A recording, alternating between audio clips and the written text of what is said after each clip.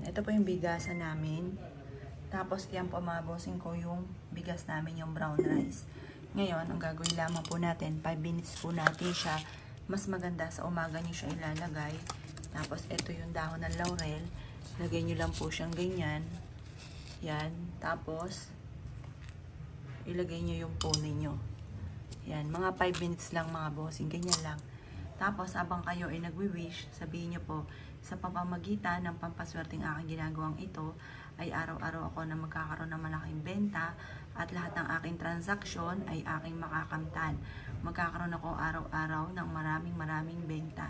Ganun pa mga bossing ko sa usapin mga bossing ko ng cellphone, orasyon para sa cellphone para lagi kang magkaroon ng malaking benta or manalo ng jackpot, makabayad sa loto, ay makabayad sa utang at manalo sa loto. Basta kailangan positive ka lamang habang ginagawa nyo po ito mga bossing. Ngayon pa mga bossing, orasyon to para laging swerte, laging buenas ang inyong cellphone mga bossing ko.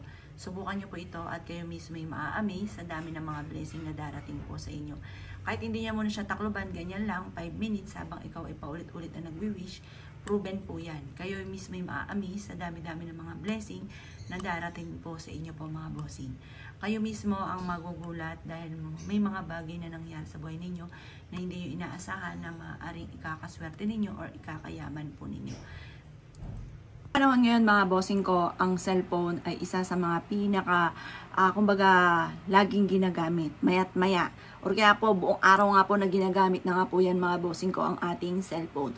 Lalo-lalo na kung kayo po mga bossing ko ay negosyante, dapat magawa nyo po ito. Ang aking tuturo ay orasyon para kayo po mga bossing ko ay laging maswerte, lalo na ang inyo pong cellphone mga bossing. Proven po ito mga bossing ko. Basta kailangan kapag gumawa ka ng ganitong mga pamamaraan ay may 100% kang paniniwala para mabilis nyong makamtan kung ano man yung ninanais po ninyo mga bossing. Ngayon pa mga bossing ko, kailangan itong orasyon na ito ay kayo po ay may 100% na paniniwala ha. Subukan nyo po ito, proven po ito. Ngayon pa mga bossing ko, kumuha po kayo ng inyong cellphone na laging ginagamit.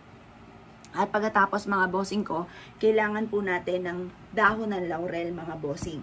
Sa dahon ng laurel, isusulat natin dito yung hangarin po natin.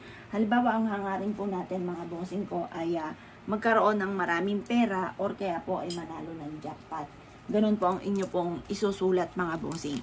At tayo pupunta mga bossing ko sa bigasan ko po mga bossing. Halimbawa sabihin niyo po gusto ko magkaroon ng 7 million or kaya ay manalo ng jackpot. Mga ganyan mga bossing ko na itong numero kong inaalagaan mananalo ko ng jackpot. Ganon. Or kaya po sa akin negosyo ay araw-araw ko magkakaroon ng malaking benta.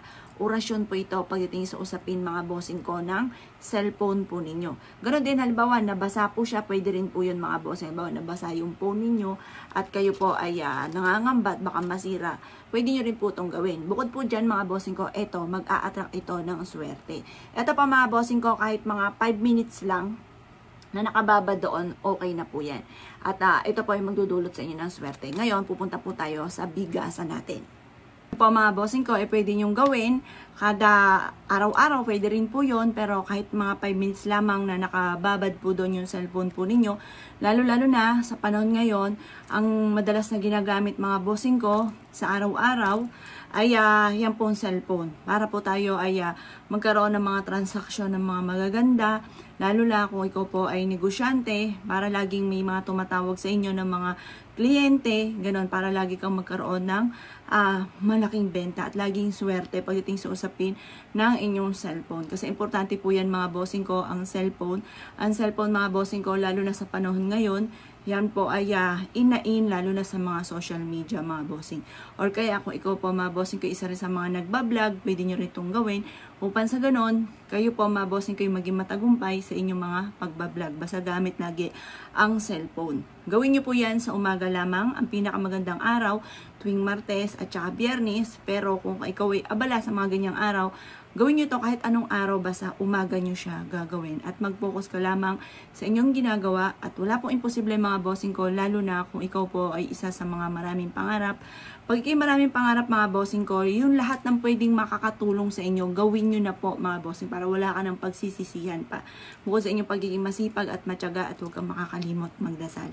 Proven po yan mga bossing. Basta tiwala lang na makakamtan nyo ang inyong mga pinapangarap po lang imposible, makakamtan nyo po yan.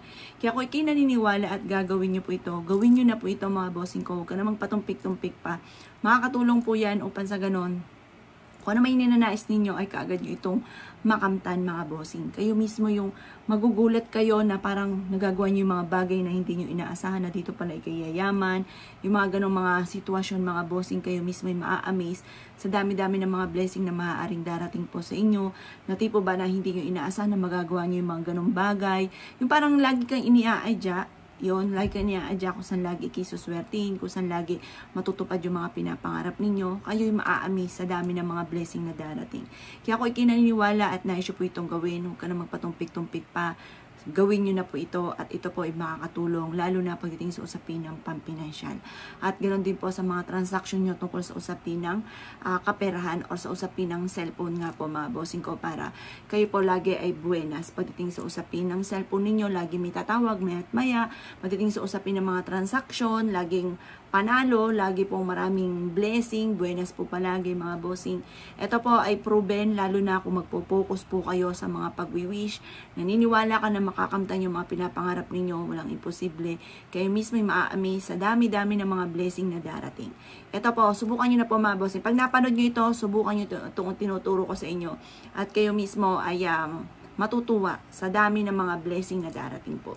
Kaya ako ikinaniwala at nais po itong gawin ay siya mga boss. Good luck po sa inyo po lahat.